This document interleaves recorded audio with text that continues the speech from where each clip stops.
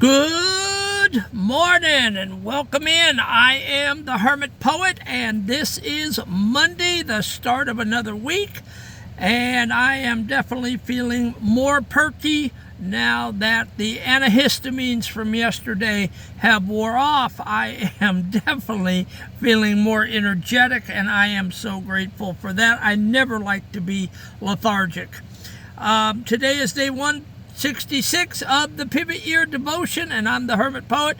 And if you have been with us for 166 days since January 1st, you are up to speed to complete your New Year's resolution with us come December 31st. And I will have completed my first New Year's resolution of my entire life. And I am so excited to see that day coming.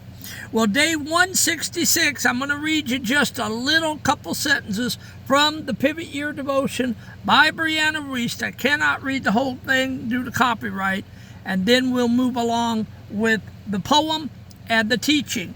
But the last few lines here say, "There is so much power in what you do not say, in what you choose to keep your own." And so listen, guys, sometimes we tend to spout off at the mouth when we're healing. And we're so excited about our new life of healing that we tend to, blurt out stuff to people. And sometimes people, that have ridden with us over our journey are skeptical, because they've seen our highs, they've seen our lows, and they may think that this is just another, it's just another hermit poet spouting off at the mouth. He ain't gonna do nothing. He never does. He gets hyped up, but then he doesn't do nothing. You don't always have to speak your mind. Keep things guarded in your heart, close to the chest, and work out your own healing inside. Okay? And that's what we're talking about today. And this is the poem that I reframed from that whole devotion. The world is loud and seeks the glare of every secret laid out bare. It wants to watch the hammer fall and hear you shout behind the wall. But there is strength in silent rooms. Being by yourself quietly, there's strength in that. Where every hidden blossom blooms. A sacred force in staying still and bending to a quiet will. When you are building in the shade, the foundation is more firmly laid. No flickering light or passing trend can force your steady heart to bend. You do not need the crowd to see the version of who you were meant to be. For focus thrives where tongues are tied, and depth is found where dreams reside. There is a power in the know, in letting all the chatter go. The things you do not say aloud are stars beneath a heavy load. So keep the vision as your own until the seeds are fully grown. The strongest work is often done away from every peering sun. Work your plan. That's saying work the plan behind the scenes, in the dark. Don't let everyone see your cards. Don't let them see you healing. You don't owe them an explanation. Yes, do the work behind the scenes, and then when you're fully healed up, or you're 90% healed up, then you can spout off. Okay?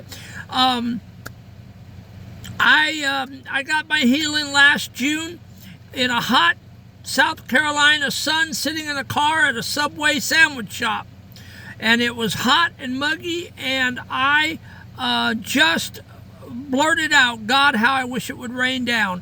And within 10 minutes, I had a poem on the back of an envelope. Never written anything in my life, and never wanted to.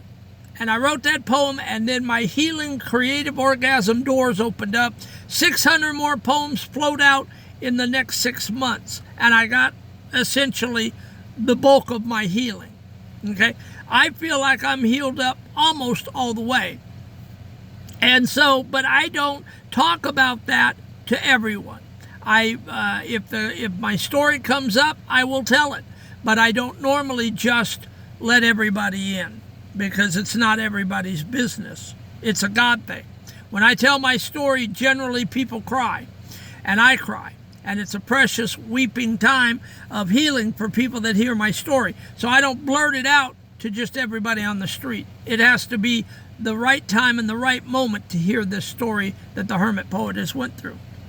All right, let's do the teaching. In a world that demands constant updates and public validation, there is a radical power in being quiet. You may not think so, but there is. We often feel the need to broadcast our progress or announce our plans before they are finished. We want to get the microphone out. We want to just blurt and spew out all of our stuff to people. You don't have to do that. You don't owe them a thing. Okay? Keep it to yourself. Keep it to the vest. But every time you share a dream prematurely, you leak the energy required to build it. If you're 12, it's the pressure to post everything online. If you're 60, it's the habit of explaining yourself to everyone. This teaching suggests that building in private allows you to blossom without the swaying influence of external options or opinions. Silence isn't empty. It's a protective barrier for your growth. Okay? Do like the monks. Hunker down. Read a religious text, pray, meditate, and get your act together in your healing. And don't be broadcasting everything to the world. They don't need to know. You don't owe them a thing. You need to grow inside with your healing. Okay? And then when you're healed up and you have your dreams, goals, plans, and visions, you can tell the world. But then you'll be stable. And you won't be like a branch blowing in the wind. Okay? People get tired of hearing you say, I'm healing, and then you don't heal. Or they get tired of hearing you say, well, I'm going to do this, and then you don't get it done. So it's best not to get people's expectations up until you've grown up properly in your healing, that they can be proud of you.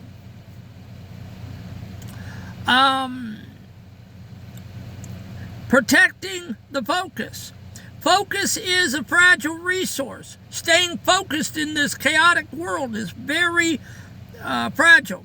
When you allow additional energy like criticism, praise, or expectations of others, or even the internet, being on the internet all the time, to enter your workspace, your attention is divided. It's like trying to weld in a windstorm. The arc won't stay steady. By choosing what you do not say, you prevent other people's light from distracting you or making you turn away from your specific path. Keep your vision to light from distracting you. Keeping your vision to yourself ensures that the heat stays concentrated on the work rather than being dissipated by talking. Now, the power of the withheld. There is a specific kind of strength in what you choose to keep to your own. When you don't feel the need to prove yourself to others, you are operating from a position of true confidence. Nobody can make fun of you. Nobody can cut you down. It's your true confidence. Secrets can be burdens, but sacred silence is an asset. It allows you to develop your own standard of excellence without it being watered down by the chatter of the world.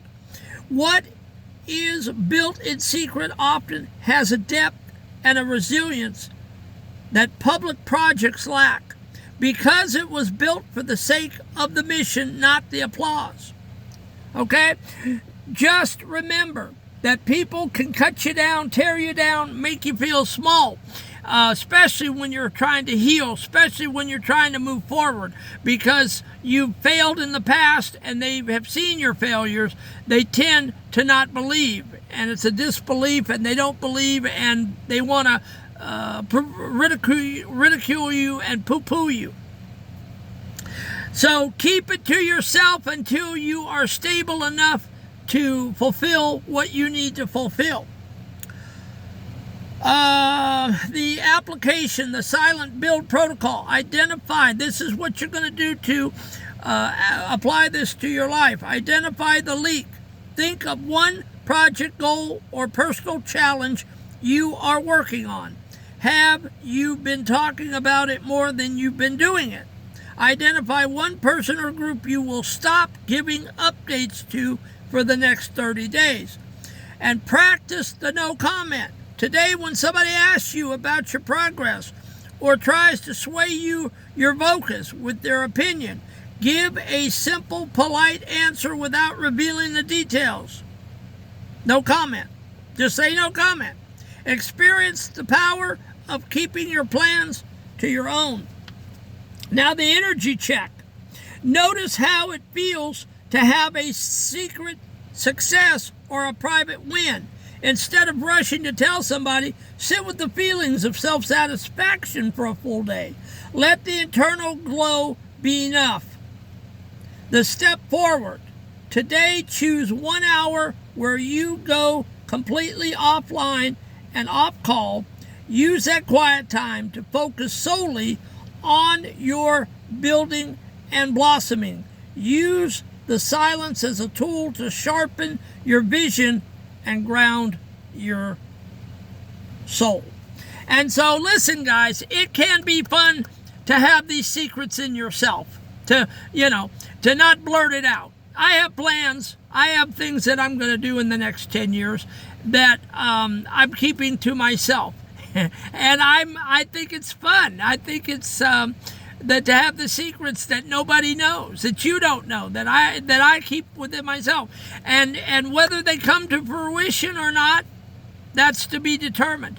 But they're inside of me, bubbling and working and growing inside of me. And as they grow and they get stronger and stronger, I will release them. But again, you cannot spill your guts to everyone and expect them to understand you. You cannot tell everything and expect a positivity from people. People are jealous. People are hurtful. People will cut you down and make you feel 2 cents. They'll make you feel about that small. You don't need that when you're healing from trauma, abuse, sexual assault, school bullying. You don't need it. Keep it to yourself. Keep your growth. Be a monk, kind of, and read your religious text and pray and meditate and grow inside.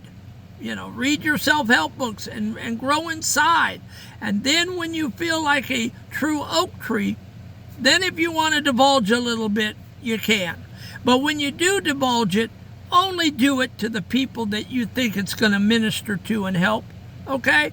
Don't be telling your story to everybody. You don't need to.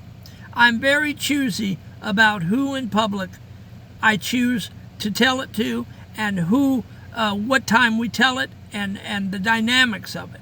Because if I'm going to tell it, I want a reaction. And generally when I tell it, people are at a point where they understand it and they weep. And they tell me, I'm so glad you told me your story. I needed that today. That's what you're shooting for. Not being cut down and not being criticized.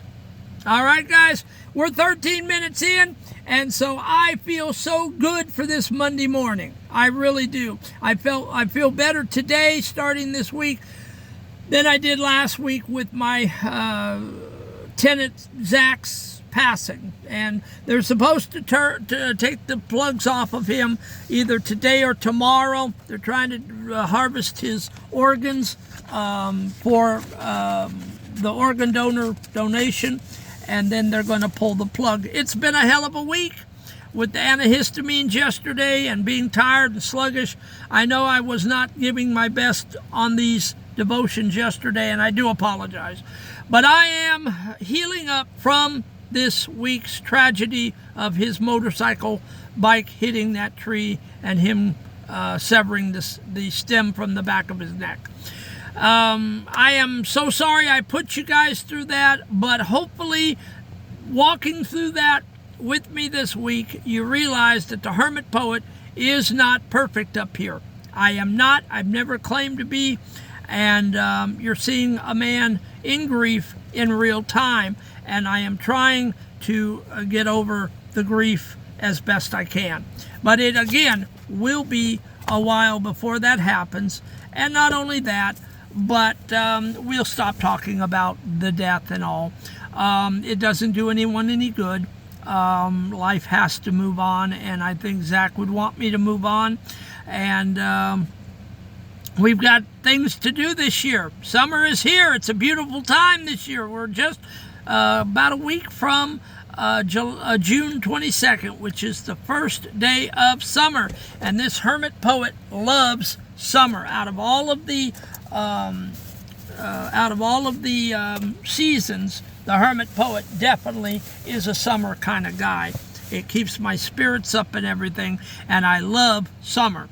So let's go out and have a great summer this year, and go out and do those fun things before winter sets in. I love you guys. I'm praying for you, and we will be back tomorrow, Tuesday, with day 167, I think it is. Have a great day.